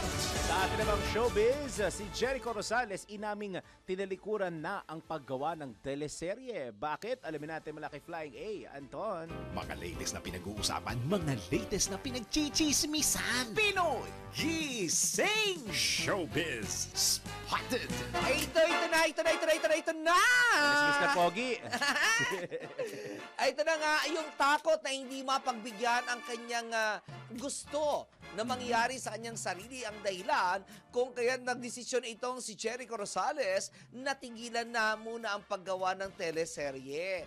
Ayon kay Jericho, noon daw ay nasa yung mindset niya raw na kapag hindi ka na gumawa ng teleserye, hindi ka na makikilala ng mga tao, makakalimutan ka na ng mga tao, hindi ka na magkakaroon ng endorsement, kung kaya kailangan daw, talagang pukpok ka ng pukpok sa pagtatrabaho. Pero sabi niya, iyon ay noon daw. Sabi niya ganon. Dahil naisip niya rin na, teka muna, sanay naman ako sa hirap eh. So kasi nang wala akong proyekto, at least napagbigyan ko yung aking hilig. Tama. Yung gusto ko. Yun naman ang importante doon, no? Ngayon, sinabi nito na bago pa man mag-pandemic ay tumigil na siya muna sa paggawa ng mga teleserye dahil sa masyadong kumakain ng oras at hindi niya mapagbigyan yung kanyang hilig. Ang hilig niya ay ngayon daw ay nakafocus siya sa pagpuproduce ng pelikula. Sabi niya gano'n. Sabi niya ay pinag-aaralan pa raw niya kung ano ang mga dapat gawin, kung paano kukuha ng sponsor, kung paano ito patatakbuhin, at ang kabuuan ng pelikula kung paano patatakbuhin bilang isang producer. Kaya iyon daw ang pinag-aaralan niya ngayon. Ayan, sabi niya gano'n. Nakiusap na rin daw siya doon sa kanyang naghahandle sa kanyang career na wag muna siyang bigyan ng mga teleserye kasi nga ayaw na muna niyang magteleserye. Sabi niya gano'n dahil sa ang hilig niya, ang gusto niyang pagbigyan ngayong mga panahon na ito. Tsaka kadalasan yun din naman yung end ng ibang artista na pagka-done na sila sa acting career nila. Oo. It's more of the back end o yung production end na. Yes, oo. Ngayon ay bida siya sa pelikulang Manuel L. Quezon yata, kung hindi lang kamali, no? Yes. So pogi, no? Oo. Siya kasi ang kaunahang Mr. Pogi ng Itbulaga. Oo nga. Siya. The inaugural. Siya ang kaunahan. At talaga Siyang namang standard. Oo, pero na ano lang kasi ako kay Jericho kasi hindi ko siya kilala na na nag-i-English. Ngayon kasi nag-i-English na siya eh. Siguro nag-aaral na talaga siya. I'm sure. Sa jowa, syempre. Yes. Oo. One big factor. Oo. Talagang, syempre kasi sino bang naging jowa niya? Heart Evangelista. Di ba? Sino pa ba? Si Janine. Christine Hermosa. Oo. O ngayon si Janine Gutierrez. Di ba? Saka si Kim, yung ex-wife niya. Jones ba yun? Jones yung pangalan.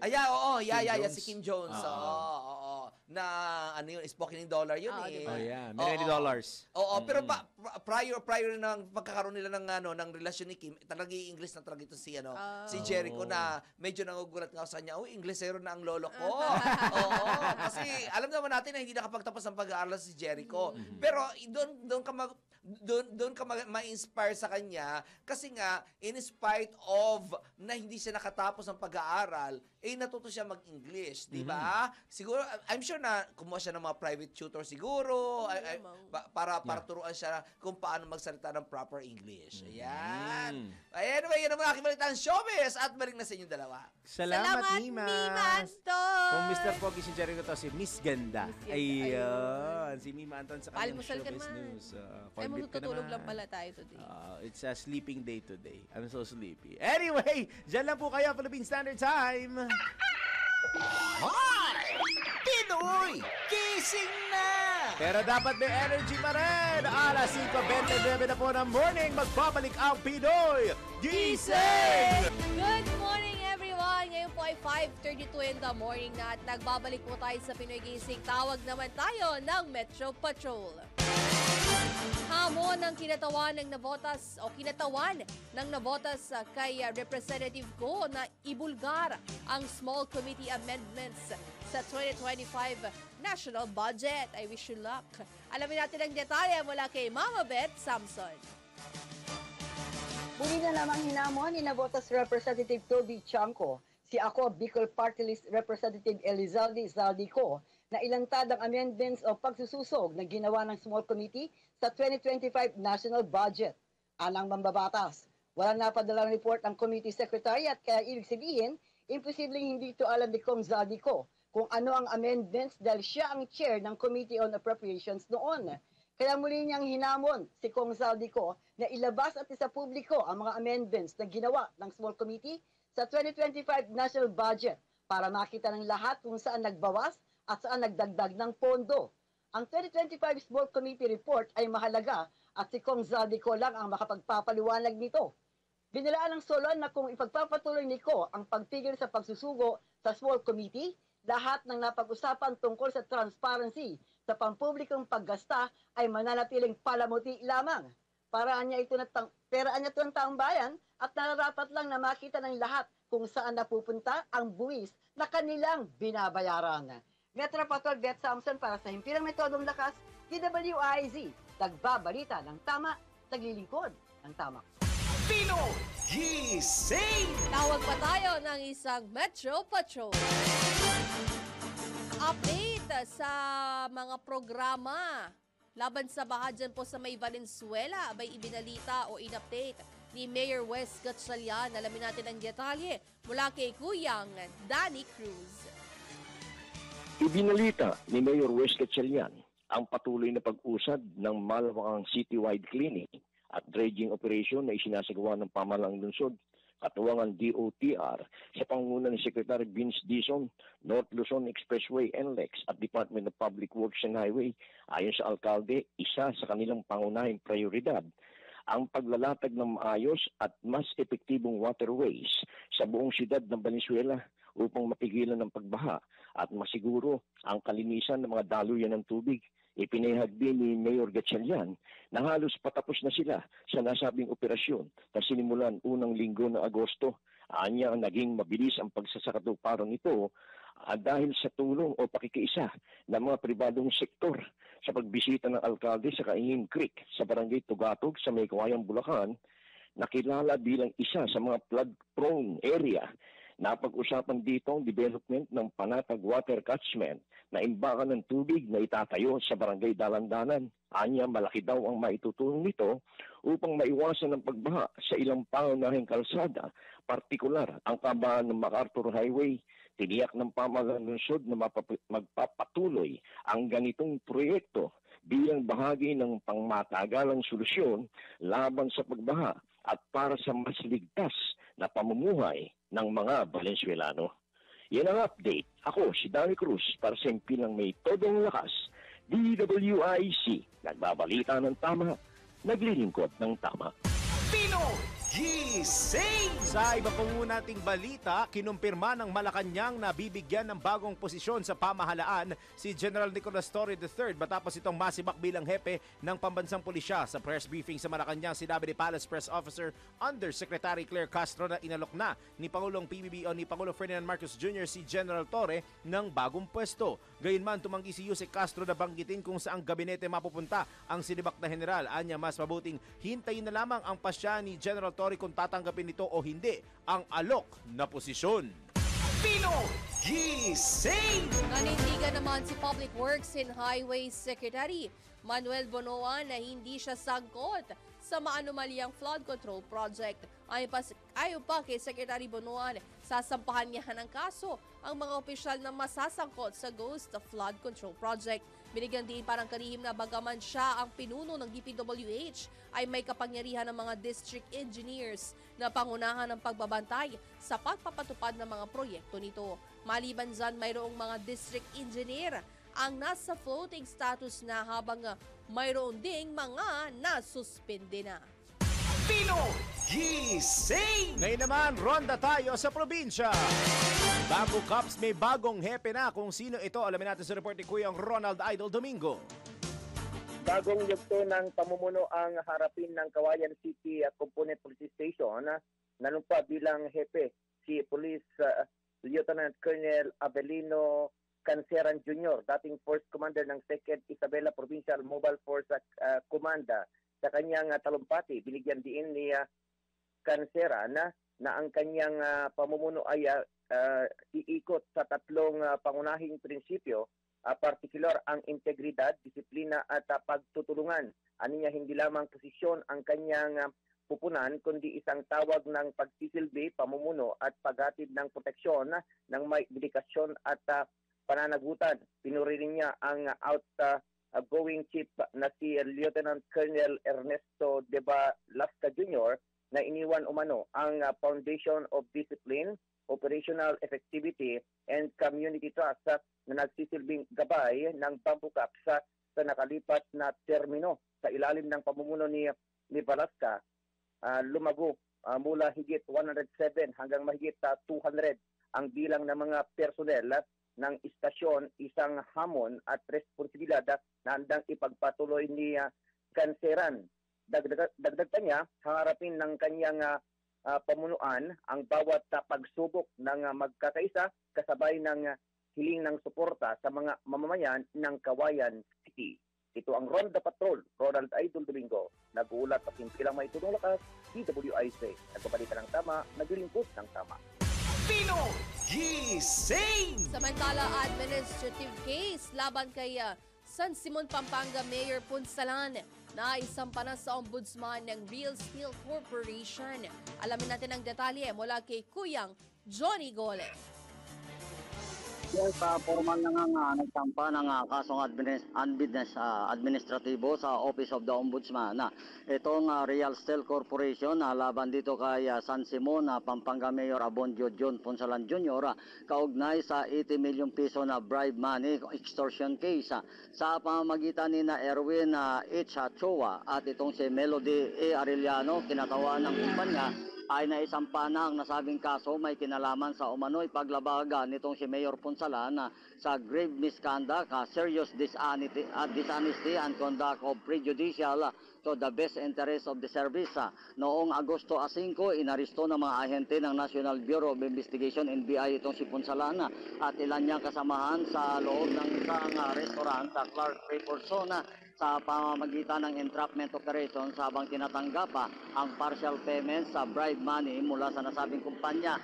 Ito ay kapalit umano sa bantang revocation ng lokal na pamahalaan ng San Simon sa tax incentives ng nasabing kumpanya na may planta sa nasabing bayan. Kasabay ng naturang pagsasampa ng naturang kaso, hiniling din nila sa ombudsman ang pagpataw ng preventive suspension laban kay Ponsalan upang matiyak na hindi umano nito ma-impluwensyahan ang ongoing investigation sa isinampa nilang kaso.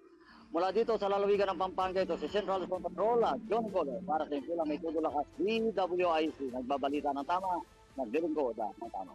Pinoy Gising! Tuloy ang ronda sa probinsya. Tricycle nahulog sa irigasyon sa Kawayan City sa Isabela. Alamin natin ang nangyari mula kay Kuyang Ronald Idol Domingo. Isang tricycle na may plakang 1483 at nakirestro sa Kawayan City ang napulog sa gilid ng irrigation canal sa barangay Dadap, Luna sa Kawayan City. Kinilala ang nagmaneho na si alias Junel at presidente sa barangay San Fermin, Kawayan City, Isabela. Kapansin-pansin kulang sa street lights at makipot ang pakurbang kalsada kung saan nangyari ang aksidente. Bagay na nagdudulot ng panganib lalo na sa mga motorista sa gabi. Agad na isinugod sa ospital ang biktima at nilapatan ng lunas. Sa paunang investigasyon ng mga otoridad, pinaniniwala ang lasing ang driver na nakipag-inuman bago naganap ang insidente. Matapos ang gamutan, naiuwi na rin sa kanilang tahanan na ang tsuper sa barangay San Fermin, Kawayan City, Isabela. Ito ang Ronda Patrol, Ronald Idol Domingo. Nag-uulat pa simpilang may tunong lukas, DWIZ. Nagbabalita ng tama, naglilingkod ng tama. Pinoy Gising! Mula norte, baba tayong bahagya sa Central Luzon. City of San Fernando Mayor Kaluwag inamin na walang direktang partisipasyon sa flood control projects ng DPWH. Alamin natin detalye mula kay Kuya Johnny Gole. Inamin nga nito ang City of San Fernando, Pampanga. Yun, medyo hindi maganda ang reception kaya balikan natin maya-maya lamang ang report ni Kuyang Johnny Gole. Samantala, pumalo na sa mahigit 9,000 reklamo kaugnay ng mga flood control projects ang natanggap na inilunsad ng online portal ng Malacanang na Sumbong-Sumbong sa Pangulo. Ayon kay Palace Press Officer at Communications Undersecretary Claire Castro, ilan sa mga reklamo ang personal ng binisita ni Pangulo Ferdinand Marcos Jr., partikular na ang mga proyekto sa Marikina, Iloilo, Bulacan at Benguet kung saan ilan ang nadiskubring palpak o hindi nagawa. Itinanggi naman ni Yusek Castro na PR stunt o palabas lang ang motibo ng administrasyon na imbestigahan ng mga flood control projects at tiniyak na may mapapanagot sa pagtatapos ng mga investigasyon. Sa ngayon, nagpupulong paan niya ang ilang mga ahensya ng pamahalaan para malaman kung ano ang maaaring repasuhin o baguhin sa mga maanomalyang flood control projects o kung may kailangang suspindihin. Muli namang hinimok ng Malacanang ang publiko na patuloy na magpadala ng reklamo o impormasyon sa website na sumbongsapangulo.ph kaugnay ng iba pang questionabling flood control project. Pinoy Gising! Okay pa rin balita, patay ang isang 58 anyos na kontratista at engineer matapos barilin habang nasa National Highway sa Sitio Omanod, Barangay San Francisco, Santa Catalina sa Negros Oriental.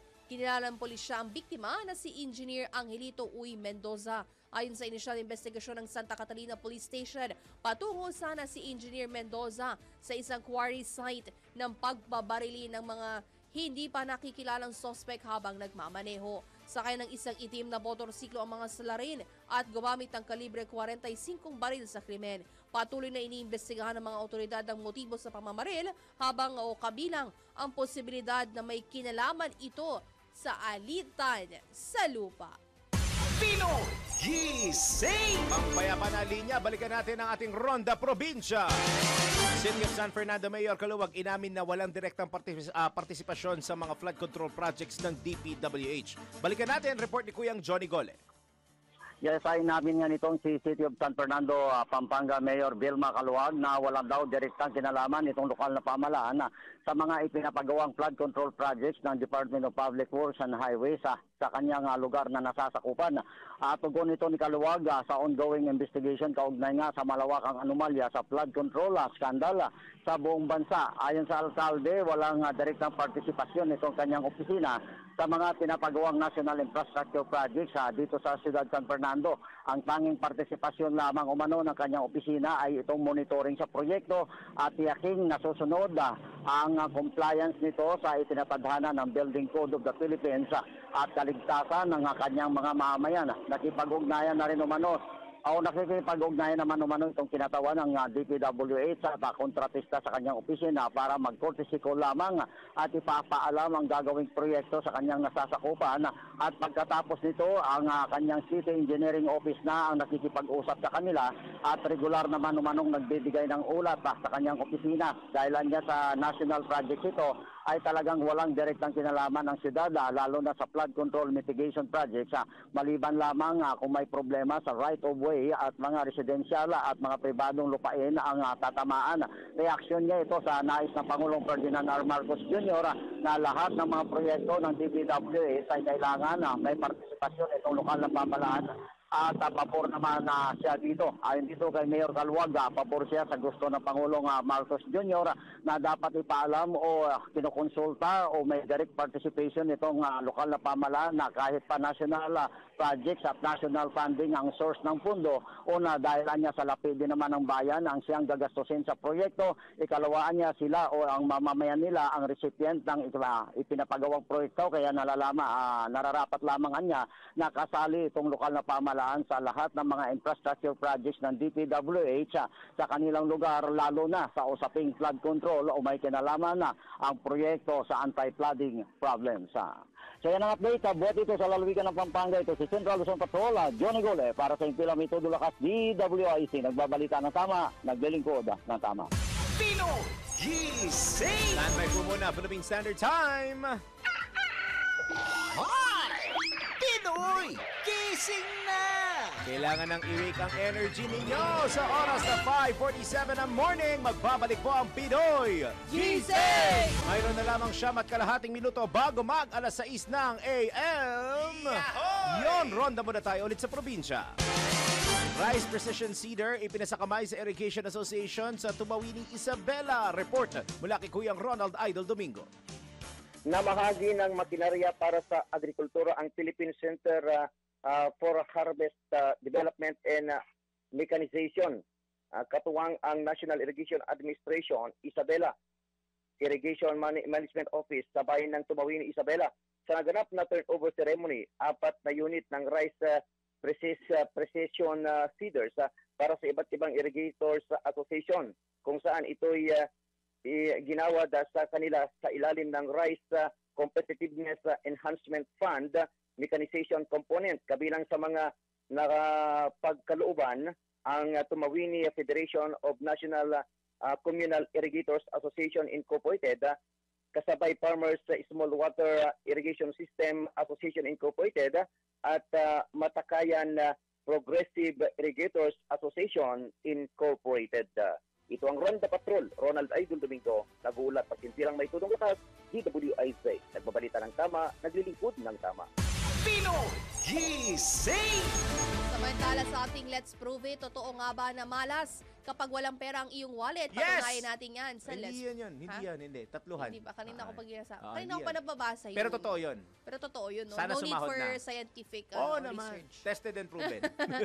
Sa ating Let's Prove It, totoo nga ba na malas ang tatluhan sa litrato? Tara, let's prove it. Marami ang naniniwala na kapag tatlo ang magkasamang nagpapakuha ng litrato, lalo na kung may nasa gitna, ito ay nagdudulot ng malas. May mga nagsasabi rin na ang taong nasa gitna ang unang mamamatay. Ngunit totoo ba ito? Tara, let's prove it. Bago maniwala sa mga claim-claim na yan, patunayan na yan sa Let's Prove It! Ayon sa Wide Island View, may paniniwala na kapag tatlo ang magkasamang nagpakuha ng litrato, ang taong nasa gitna ay mamamatay ng maaga. Ang paniniwalang ito ay nag-ugat noong unang panahon ng pagpapakilala ng kamera sa bansa, kung saan may takot na ang kamera ay maaring kumuha ng kaluluwa ng tao. Dagdag pa sa Los Angeles Times, ito ay bahagi ng kanilang folkloric beliefs na pinagsama-sama mula sa Buddhism, Confucian ideology, lokal na tradisyon, paganismo at pagsamba sa mga ninuno, na ang taong nasa gitna ng litrato ay tatamaan ng masamang kapalaran. Ayon naman kina Chen at Young, ang paniniwala sa stable luck ay positibong nag-uugnay sa pagkakahilig sa pamahiin sa mga Asyano at ipinapakita na ang kultura ay may malaking papel sa paghubog ng mga paniniwala sa pamahiin. Kaya naman, payo ng mga eksperto, habang iginagalang natin ang ating mga pamahiin, mahalaga ring gamitin ang ating critical thinking at huwag hayaang mga ito ay hadlangan tayo sa paggawa ng mga positive experiences tulad ng simpleng pagpapakuha ng litrato kasama ang ating mga kaibigan o pamilya. Pinoy Gising! Mga balitang dapat alam mo kahit sa labas ng bansa. DWIZ, balita sa ibang bansa. Inaasahang bibisita si US President Donald Trump sa China ngayong taon o sa mga unang buwan ng taong 2026. Sa kanyang pulong kay South Korean President Lee Jae-myung, sinabi ni President Trump na may maganda silang relasyon ni Chinese President Xi Jinping at inaasahang magpapatuloy ito. Ngunit binigyang diin ni President Trump na bagaman may magandang ugnayan ng dalawang bansa, may mga cards pa rin silang hawak at maaaring anyang makasira sa China. Habang nagpapatuloy ang tensyon sa pagitan ng dalawang pinakamalaking ekonomiya sa mundo, bumaba ito mula ng mapagkasunduan ng US at China na magbaba ng mga taripa na siyang nagpababa rin ng tensyon. Gayunman, ipinahayag ni Trump na may posibilidad na muling itaas sa mga taripa kung hindi tuto pa rin ng China ang kanilang napagkasunduan. Pinoy Gising! Sa mundo ng palakasan, ang latest malalaman sa DWIZ Sports News. Good morning kay Ian na nakikinig at naipit sa traffic, kaya ako muna mag-sports news ngayon. Nagsisimula ng mag-apply ang mga prominenteng pangalan para sa PBA Season 50 Rookie Draft na gaganapin po sa September 7. Kabilang sila Juan Gomez de Liaño, Will Gozum, Jason Brickman at Dalf Panopio sa mga naunang nagpalista sa nasabing rookie draft. Si Gomez de Liaño ay naglaro bilang guard sa Universidad ng Pilipinas o UP na kapatid ni Magnolia Hotshots forward Javi Gomez de Liaño, habang galing naman sa De La Salle College of St. Benilde si Gozum na MVP o itinanghal na MVP ng season 98. Kasalukuyang 29 na rookie hopefuls na ang nakapagsumite ng kanilang aplikasyon at patuloy pang inaasahan ng iba pang mga manlalaro na magpapakita ng interes sa naturang draft. Pinoy Gising! Samantala sa ating showbiz, social media personality na si Claudine Ko inabot ng pagbatikos dahil sa marangyang lifestyle. Alamin natin kung anong masasabi ni Mima Flying A. Anton.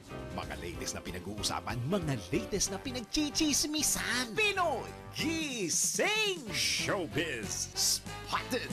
Ito na! Ayan na!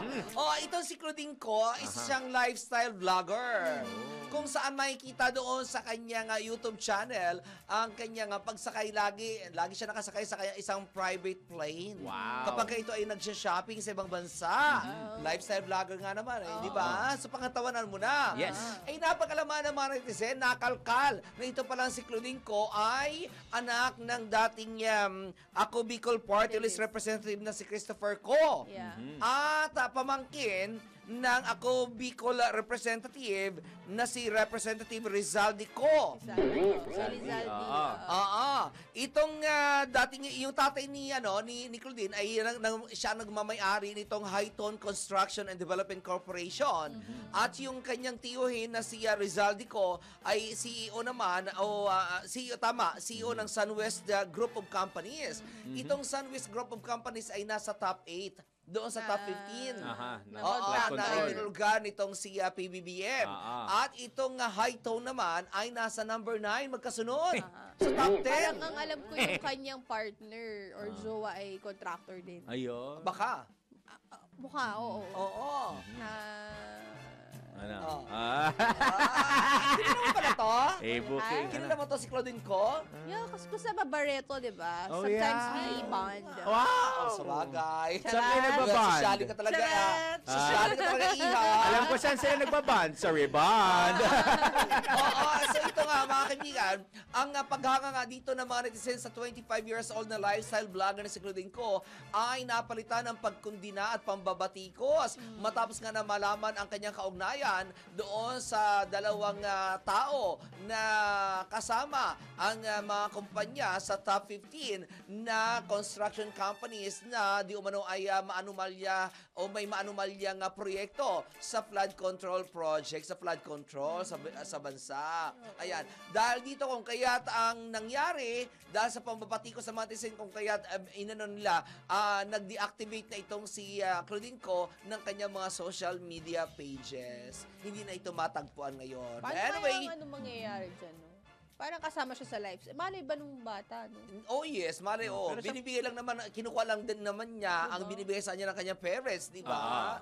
Oo. Di ba? So ito mga kaibigan ngayon ay pinaghanap siya ngayon ng mga netizen. Oo nga Bakit? Hunting mode na ngayon ang mga eagle eye. Oo, siguro maybe because hindi na nagustuhan ng pagbablog nitong si Claudine. Na hindi naman siguro ito alam. Ang feeling naman ni Claudine, tika muna kumikita yung company. Hindi ko naman alam kung ang company nga namin ay napasama sa maanumalya, di ba? Oo. Hindi naman niya kasalanan din. Hanggang hindi guilty or correct, oo. Anyway, bukas pa rin kami para sa panig ng mga taong nabanggit. Ayun. At yan ang mga balitan showbiz. Balik na muna sa inyo dalawa. Salamat, Mima Anton! Ngayon po, bago tayo magpaalam, tayo magpatama quote for today. Hindi mo kailangang dalhin lahat. Pahinga rin, hindi kahinahan. Kain din. Kain din. Yun yung pinaka-importante doon. Kape.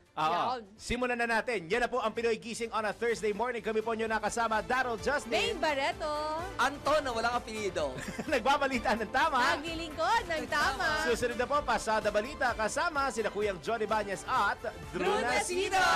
Good morning. Pasada Balita, susunod na. Tayo nang isigaw ang sigaw ng sambayanan. Pinoy Gising! Bango na.